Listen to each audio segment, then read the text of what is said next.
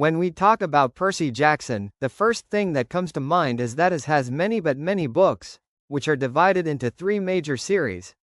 Percy Jackson and the Olympians, The Heroes of Olympus and the Trials of Apollo, which I have not read yet, but that's not important for the sake of this video. In this video I'm going to talk about the Heroes of Olympus, especially its start, the lost hero and the unnecessary hate it gets.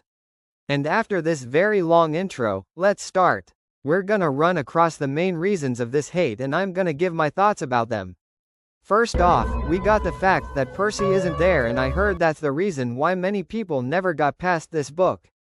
But I think it's not that big of a deal because the new trio, Jason, Piper and Leo, works just fine. I remember I couldn't stop myself from reading because I wanted to know Jason's past, and I also couldn't wait to see Piper's dad's plotline turn out.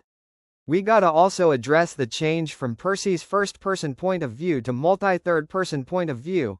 I didn't feel the change much because it was a new arc, a new story, so I was prepared for some changes. It was also a good way of introducing the new characters completely and more deeply. The story that I liked the most was Leo's because I think he's the most relatable character of the trio. Piper is also a very good character, who has a very big character development. She goes from a scared girl who doesn't know who she is to a confident girl that can stand up for herself and put Drew in her place, explaining the real values of the House of Aphrodite. While the interesting thing about Jason is his amnesia, I'm not saying that his background's not interesting, but his amnesia makes him show his vulnerable side, making us like him more. At least that's how it went for me.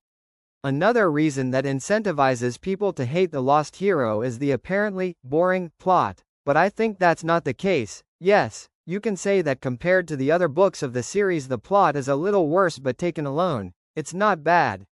I liked the early fights in the book even if they were not so epic. In fact, they were won thanks to intelligence like in old Percy Jackson style.